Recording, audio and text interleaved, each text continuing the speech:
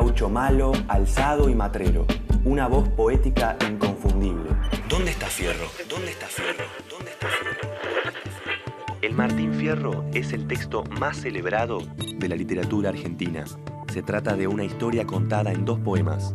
El gaucho Martín Fierro es el relato de las desventuras de un gaucho maltratado por el Estado y perseguido por la ley. La vuelta de Martín Fierro es la segunda parte, en la que aquel gaucho rebelde vuelve a sus pagos ya amansado, dispuesto a ver si lo dejan trabajar. De la ida a la vuelta, el gaucho se mueve entre la rebeldía y la integración, entre la fuga y la adaptación.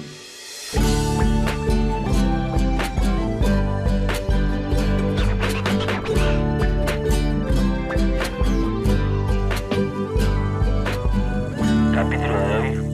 Acá está Fierro.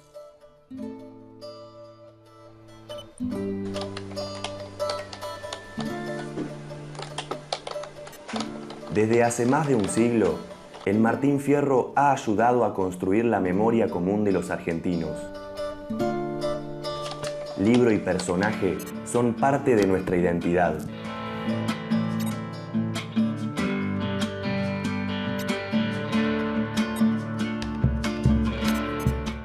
La vigencia del Martín Fierro se puede ver y sentir en muchos lugares y situaciones, pero su origen está en los versos de Hernández. Un padre que da consejo más que padre es un amigo. Aquí me pongo a cantar al compás de la vihuela. Va cayendo gente al baile. Los hermanos han unido. Esa es la ley primera. Y si entre ellos se pelean, los devoran los de afuera. Muy bien. Gracias.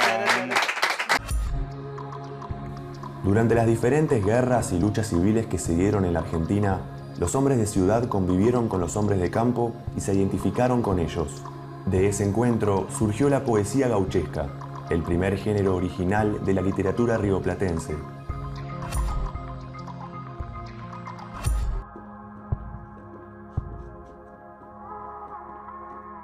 Este género literario contó historias que tenían a los gauchos como protagonistas y recreaban su manera de hablar. Pero, ¿quién escribía este tipo de poesía? ¿Fueron aquellos gauchos que peleaban en las guerras o la escribieron los hombres cultos de ciudad? En lo fundamental, la gauchesca es un género escrito, redactado por un letrado, que logra absorber o incorporar los modos del habla o de la oralidad popular y encontrar también la modulación necesaria para que eso vuelva al mundo popular y sea reabsorbido y tomado como propio. Con la guitarra en la mano, ni las moscas se arriman. Naide me ponga el pie encima y cuando el pecho se entona, hago gemir a la prima y llorar a la bordona. En el clima cultural que rodeó las celebraciones del primer centenario de la Revolución de Mayo, Leopoldo Lugones y Ricardo Rojas consideraron al Martín Fierro como el poema épico nacional. Lugones lo consideró un poema épico y lo trató como si fuera la Ilíada argentina, ¿no? Otros lo consideran una denuncia social, otros lo consideran un poema liso y llano, ¿no? Otros consideran un relato, es una novela. También relata las desdichas de un personaje, ¿no? Que se llama Fierro, que va de aquí para allá. Es decir, hay una diversidad de lecturas posibles, ¿no? Cada una la fundamenta de acuerdo con su propio pensamiento, ideología o lo que sea. Aunque las interpretaciones de Rojas y Lugones eran diferentes, pronto se destacó uno de los rasgos que compartían: la necesidad de definir la nación de modo claro y homogéneo, dando a los argentinos un poema épico que funcionara como origen de un nosotros. Este es el boom editorial del siglo XIX. 12 ediciones de Gaucho Martín Fierro en el año 83, 58.000 ejemplares vendidos, más ediciones piratas. Es el primer autor que hace pleitos en los tribunales para denunciar ediciones piratas. Piratéame porque ya no podrás tener al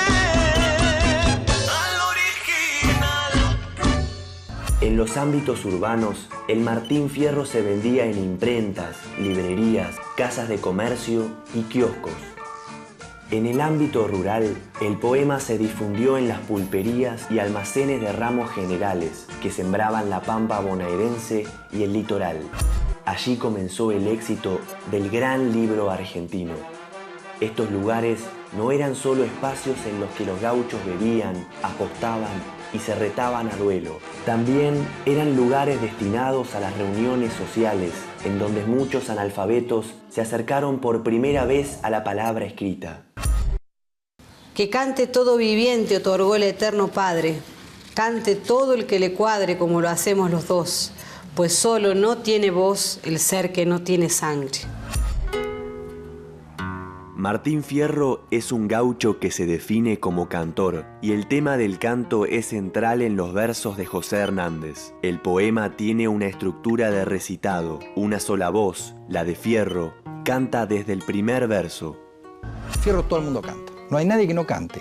Canta Fierro, cantan los hijos, canta el Moreno, canta Picardía. Todo el mundo canta. Si alguien tiene algo para decir, lo dice cantando, ¿no? Y cuando él habla, los demás paran la oreja y se acercan porque saben que ahí hay algo interesante, atrapante, que todos conocen pero que nadie canta. Así termina el Fierro, ¿no? Yo nunca tuve otra escuela que una vida desgraciada. No extrañes en la jugada, alguna vez me equivoco. Pues has de saber muy poco, aquel que no aprendió nada. Escuchaba otra vez a un amigo que decía que Martín Fierro somos todos nosotros. Y no tiene nada que ver con el carácter gauchesco, tiene que ver con el carácter complejo y contradictorio que es el personaje, digamos, ¿no?